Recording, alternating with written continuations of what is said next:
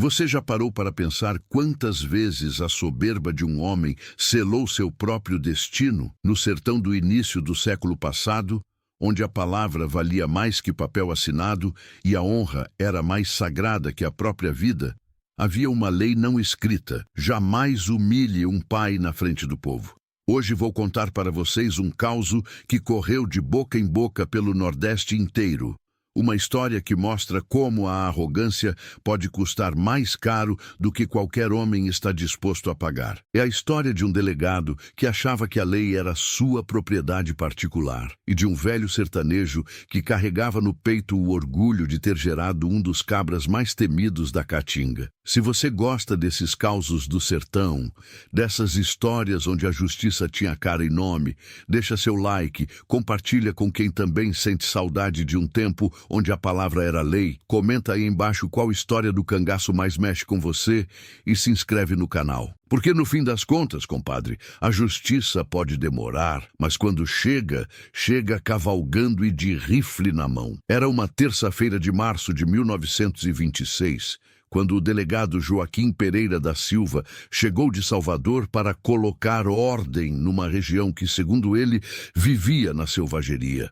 Era um homem alto, de bigode bem aparado e farda sempre engomada, que olhava para o sertão como quem olha para um animal que precisa ser domado. Joaquim não entendia o sertão. Para ele, aquela terra seca era apenas obstáculo a ser removido do caminho do progresso. Não sabia que ali existiam códigos mais antigos que qualquer lei escrita. Naquela manhã fatídica, o velho Severino Ferreira caminhava pela praça central, apoiado numa bengala de aroeira que ele mesmo havia entalhado. Aos 72 anos, carregava no rosto as marcas de quem enfrentou todas as durezas do sertão. Era conhecido como Seu Severino da Promessa, homem simples que cumprimentava a todos com educação. O velho carregava um frango que pretendia vender na feira, única fonte de renda, desde que a idade não permitia mais o trabalho pesado. Foi quando os caminhos de Joaquim e Severino se cruzaram que o destino começou a tecer sua trama. "Ei, velho!" gritou o delegado da montaria. "Cadê sua licença para vender esse bicho aí?" Severino ficou confuso. Em 50 anos vendendo na feira, nunca ninguém havia pedido licença para vender um frango criado no próprio quintal. "Licença, senhor, mas esse frango é meu mesmo." "Não me interessa", cortou Joaquim. "Aqui tem lei agora. E para vender qualquer coisa, precisa de licença da delegacia." O silêncio pesou na praça. As pessoas começaram a parar para ver o que estava acontecendo. "Eu não sabia, doutor", murmurou Severino. "Se o senhor me disser onde tirar, tarde demais, velho." Explodiu Joaquim, arrancando o frango das mãos de Severino. "Isso é prova de crime." "Você está contrabandeando!" "Por favor, doutor", tentou o velho. "O frango é para comprar o remédio da minha mulher." "Não quero saber de conversa." E foi aí que aconteceu o imperdoável. Joaquim, vendo que havia atraído atenção, decidiu fazer daquele momento um exemplo. Pegou o frango morto do chão e, com crueldade desnecessária, jogou na cara do velho. "Olhem bem para esse velho aí. É assim que vocês viviam antes da lei chegar, feito bichos. Esse tempo acabou." Severino cambaleou. Teve que se apoiar na bengala para não cair, enquanto as penas grudavam em seu rosto suado e humilhado. A praça ficou em silêncio sepulcral. Severino limpou devagar as penas do rosto e se afastou sem dizer palavra. Mas antes de virar as costas, seus olhos encontraram os do delegado por um segundo. Era o olhar de um pai. E no sertão, quando você humilha um pai na frente do povo, está acordando uma força que pode vir de qualquer canto da Caatinga, montada a cavalo e com o dedo no gatilho. O que o delegado não sabia era que Severino Ferreira era pai de João Ferreira, conhecido em todo o sertão como João Trovão, um dos cangaceiros mais temidos do grupo de Lampião. No sertão, as notícias correm mais rápido que cavalo solto. Antes mesmo do sol se esconder, a história da humilhação do velho Severino já havia percorrido léguas de distância, crescendo como o rio em tempo de chuva.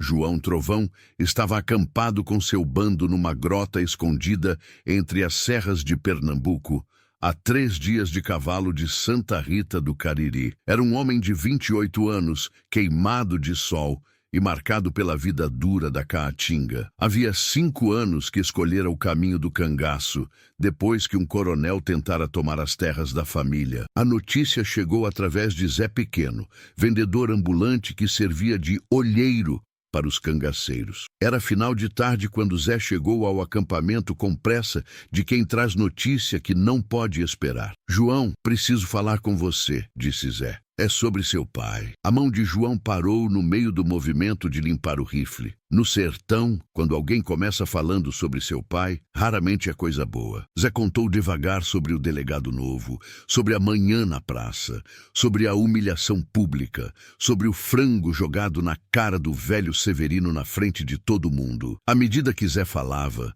o rosto de João ia mudando. Veio a surpresa, depois a incredulidade, depois uma raiva fria que começou a subir do peito como fumaça de fogo abafado. "Como é o nome desse delegado?" perguntou João, a voz baixa, mas firme. "Joaquim Pereira da Silva. Veio de Salvador, está se hospedando na casa do prefeito." Quando os outros cangaceiros se aproximaram, viram João imóvel como estátua, olhando para o horizonte onde o sol se punha. "Que foi, João?" perguntou Corisco. "Humilharam meu pai", disse, e essas palavras carregavam um peso que fez todos se arrepiarem. Contou a história como Zé havia contado, mas cada palavra vinha temperada com fúria contida que fazia o ar parecer mais pesado. João caminhou até uma pedra no centro do acampamento e subiu nela, de onde podia ver todos os seus homens. "Meus irmãos", começou, "vocês sabem que nunca meti vocês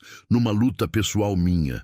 Sempre lutamos por justiça, pelo povo que não tem quem lute por ele. Mas hoje é diferente. Hoje não é só meu pai que foi humilhado, foi todo homem honrado do sertão." A raiva começou a contaminar os outros cangaceiros. A dor de um virava a dor de todos. "Quem vai comigo cobrar essa afronta?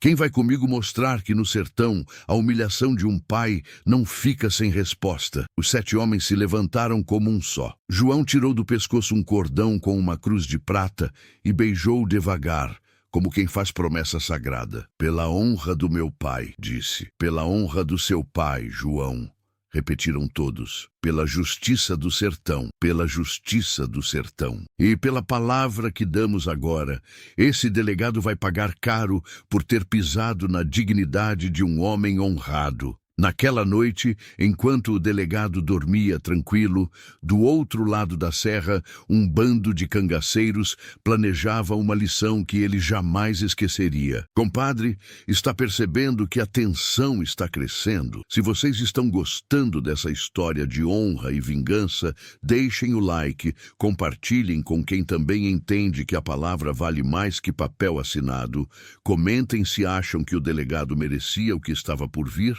e se inscrevam no canal, porque a história está só começando e o que vem por aí vai mostrar por que no sertão se diz: quem planta vento, colhe tempestade. A vingança no sertão não é coisa de impulso. É como caçada de onça. Exige paciência, conhecimento do terreno e precisão no momento certo. E João Trovão sabia disso melhor que ninguém. Durante 3 semanas, o cangaceiro e seu bando se movimentaram pelas redondezas como sombras na Caatinga. Não para atacar, mas para estudar cada movimento do delegado, cada hábito, cada fraqueza. João havia aprendido com Lampião que o melhor cangaceiro não é o que atira mais rápido, é o que pensa mais longe. E para essa missão, precisava pensar muito longe, porque a punição tinha que ser exemplar, que virasse lenda. A primeira coisa que descobriu é que Joaquim era homem de hábitos fixos. Todo dia,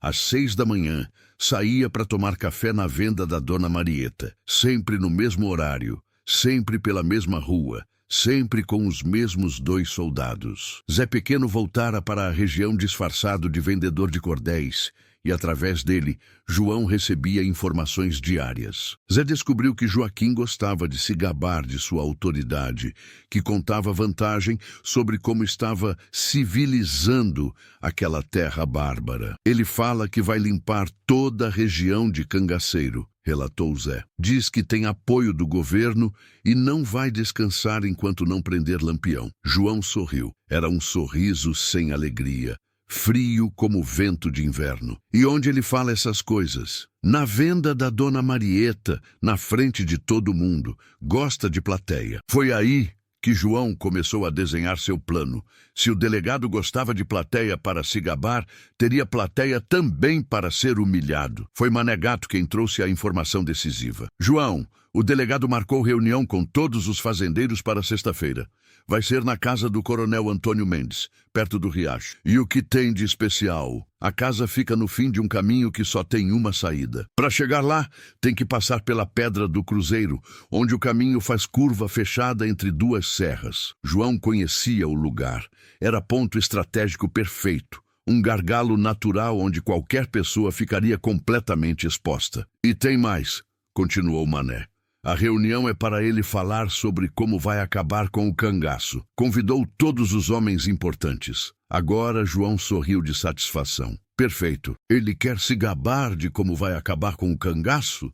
Então, vamos dar a oportunidade de conhecer o cangaço de perto. Durante os dias seguintes, estudaram cada detalhe do caminho, cronometraram o tempo, identificaram pontos de posicionamento, planejaram cada movimento com precisão de relojoeiro. Na quinta-feira à noite, véspera da reunião, João foi sozinho ver seu pai. Era risco desnecessário, seus homens disseram. Mas João sabia que era preciso. Encontrou Severino sentado na porta de casa, olhando para a noite estrelada. Eu sabia que você ia aparecer, disse o velho. Como sabia, pai? Porque te conheço, meu filho. E sei que sangue de cabra honrado não aceita desaforo. João se ajoelhou diante do pai e pegou as mãos calejadas do velho. Me conta como foi, pai, do começo ao fim. Severino contou tudo novamente, a voz embargada pela lembrança da humilhação. Quando terminou, João beijou as mãos do pai. Amanhã, pai, a honra da nossa família vai ser lavada. Amanhã esse delegado vai aprender que no sertão não se humilha um pai na frente do povo. Cuidado, meu filho, sussurrou o velho. Lembra que justiça não é vingança. Justiça é cada um receber o que merece. João assentiu e desapareceu na noite. No dia seguinte, a justiça do sertão encontraria a arrogância da cidade num confronto que mudaria para sempre a história daquele pedaço de chão. A manhã de sexta-feira amanheceu com aquele silêncio pesado que antecede as grandes tempestades. Era como se a própria Caatinga pressentisse que algo definitivo estava para acontecer. O delegado Joaquim acordou com o peito inflado de orgulho. Hoje mostraria para todos os fazendeiros como um homem civilizado resolve os problemas do sertão. Tomou banho, vestiu sua melhor farda, ajeitou o bigode e conferiu se a pistola estava bem ajustada. Às 9 da manhã, montou em seu cavalo alazão acompanhado dos 2 soldados e partiu rumo à fazenda do coronel Antônio Mendes. O que não sabia é que cada movimento estava sendo observado por olhos que conheciam cada pedra daquele caminho. Corisco foi o primeiro a vê-los. Escondido atrás de um mandacaru. Fez o sinal combinado, um assobio imitando o bem-te-vi, que ecoou pela Caatinga como aviso silencioso. João Trovão recebeu o sinal da Pedra do Cruzeiro, no ponto mais estreito do caminho. Estava acompanhado apenas de Mané Gato, enquanto os outros se espalhavam pelas serras. Chegou a hora, João, murmurou Mané. Calma, meu velho, respondeu João sereno. Deixa eles chegarem bem pertinho. Quero olhar nos olhos desse homem quando descobrir quem humilhou. O som dos cascos ia ficando mais próximo. Joaquim vinha conversando com os soldados sobre como ia organizar patrulhas para caçar cangaceiros. Esses cangaceiros são covardes, dizia. Só atacam quem não pode se defender. Na hora que encontrarem homem preparado, vão correr feito lebres. Foi exatamente nesse momento que dobraram a curva da Pedra do Cruzeiro. João Trovão estava parado no meio do caminho, montado num cavalo preto que parecia ter saído das sombras. Usava chapéu de couro, cartucheira cruzada no peito, rifle Winchester descansando na coxa. Não apontava para ninguém. Não demonstrava pressa. Estava ali como quem tem todo o tempo do mundo. O delegado puxou as rédeas tão bruscamente que o cavalo empinou. Por um momento, o único som Eram as respirações ofegantes. Bom dia, delegado, disse João, voz calma como se cumprimentasse vizinho na feira. Joaquim demorou para encontrar a voz, olhos correndo de um lado para outro, procurando rota de fuga. Quem é você? Meu nome é João Ferreira, mas no sertão me chamam de João Trovão. Talvez já tenha ouvido falar. O sangue gelou nas veias do delegado. João Trovão, um dos cangaceiros mais procurados da região. O que você quer? Quero conversar sobre respeito, disse João, desmontando devagar. Sobre como se trata um homem honrado. Os soldados fizeram menção de sacar as armas, mas João levantou a mão. Eu não aconselho. Meus homens estão espalhados por essas serras, todos atiradores melhores que vocês. Para provar que não blefava, fez gesto com a cabeça. Imediatamente, 5 rifles apareceram apontados de diferentes pontos das serras. Os soldados engoliram em seco. Agora desçam dos cavalos. Essa conversa é melhor de pé. Não era pedido. Era ordem dada com naturalidade de quem está acostumado a ser obedecido. João caminhou até ficar bem na frente do delegado, tão perto que podia ver o suor escorrendo. Podia sentir o medo no ar. Semana passada, o senhor humilhou um velho na praça de Santa Rita do Cariri. Disse, voz baixa, mas carregada de autoridade. Jogou um frango na cara dele, chamou de vagabundo, tratou feito bicho na frente de todo mundo. Joaquim tentou se lembrar. Havia humilhado tanta gente que não conseguia identificar qual caso. Eu não me lembro. Eram tantos casos. O nome dele é Severino Ferreira, cortou João, voz mais dura. 72 anos, homem trabalhador, honrado, que nunca fez mal a ninguém. Pai de família, respeitado por todos. A menção do sobrenome fez uma luz se acender na cabeça de Joaquim. Ferreira, João Ferreira, Severino Ferreira. Esse velho é seu pai? Esse velho é meu pai, confirmou João, orgulho feroz nessas palavras. E o senhor o humilhou na frente de todo mundo. João tirou do bolso um frango morto e estendeu para Joaquim. Agora quero que coma esse frango, cru, com penas e tudo, igual fez meu pai se sentir. Isso é loucura, não vou comer frango cru. Sou autoridade constituída. João sorriu. Era sorriso frio, sem humor. Autoridade? Onde estava quando precisou humilhar um velho indefeso para se sentir importante? Pegou o frango de volta e jogou no chão. Então vamos fazer diferente. Vai se ajoelhar e pedir desculpas. Vai se ajoelhar na poeira e pedir perdão por ter desrespeitado meu pai.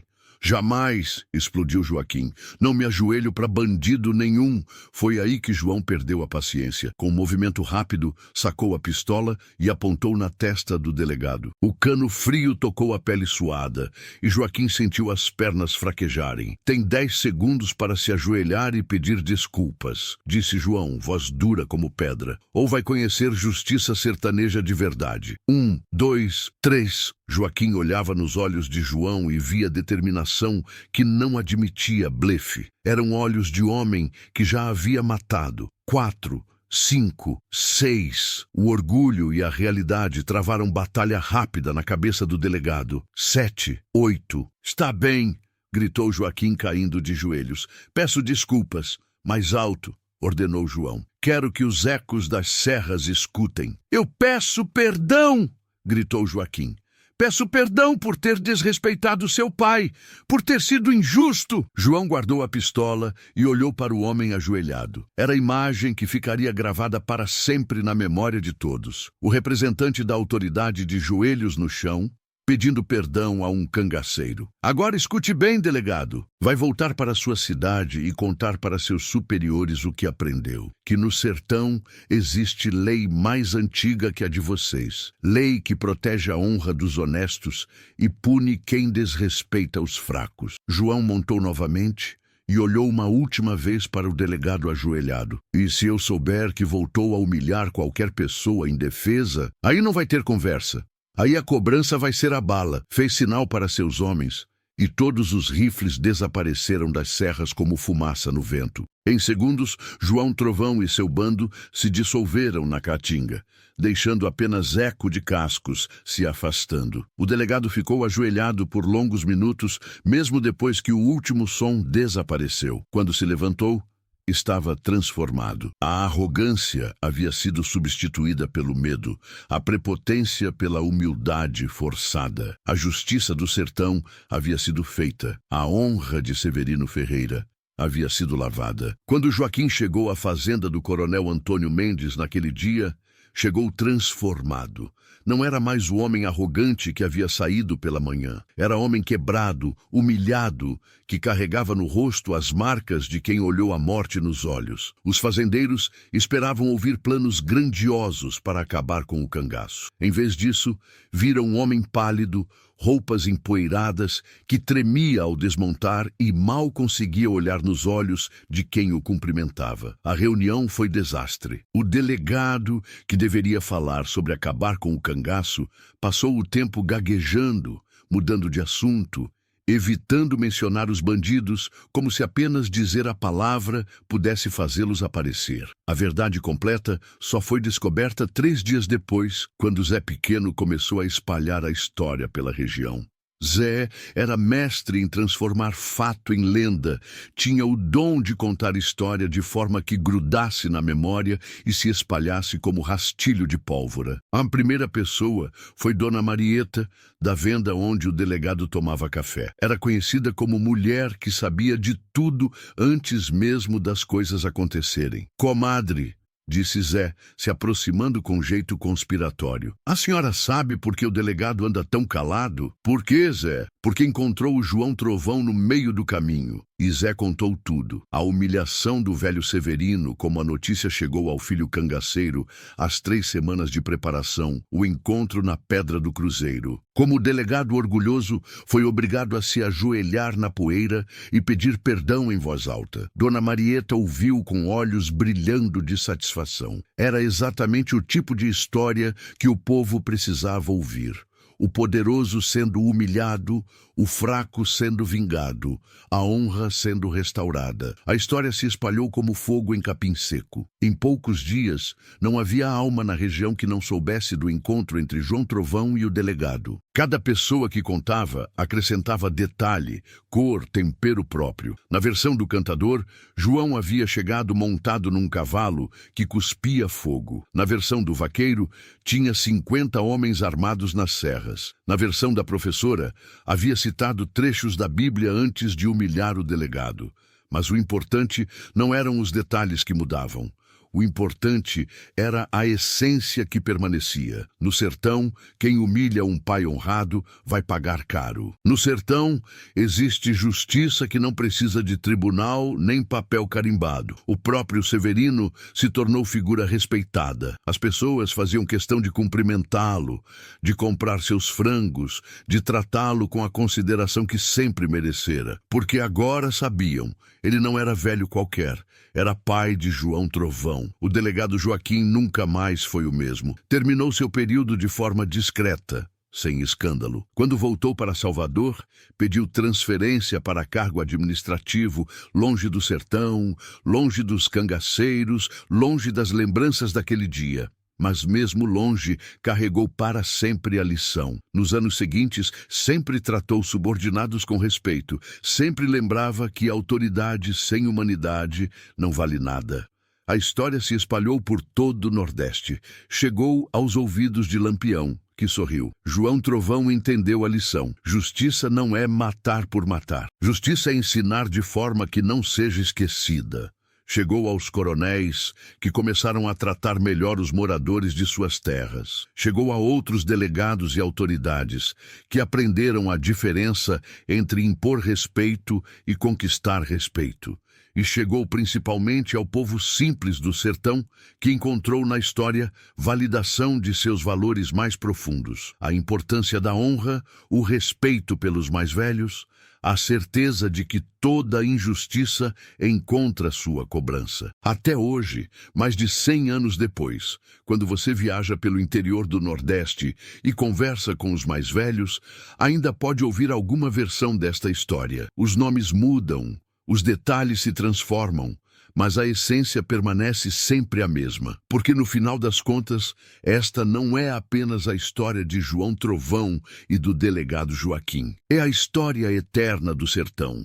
o lugar onde a palavra vale mais que papel, onde a honra vale mais que ouro, onde todo filho que se preza não deixa a humilhação do pai ficar sem resposta. É a história de um tempo em que os problemas se resolviam olho no olho, palavra por palavra, onde cada homem era responsável pelos próprios atos e consequências. Um tempo que talvez tenha passado, mas que continua vivo na memória do povo. E é assim, compadres, que uma história vira lenda. É assim que um momento de justiça se transforma em ensinamento eterno. Se vocês gostaram deste causo, se sentiram aquela satisfação de ver a honra sendo restaurada e a arrogância punida, deixem o like, compartilhem com quem também entende que no sertão a palavra vale mais que qualquer autoridade, comentem qual foi a parte que mais mexeu com vocês e se inscrevam no canal. Porque enquanto houver quem conte e quem escute, as lendas do sertão continuarão vivas,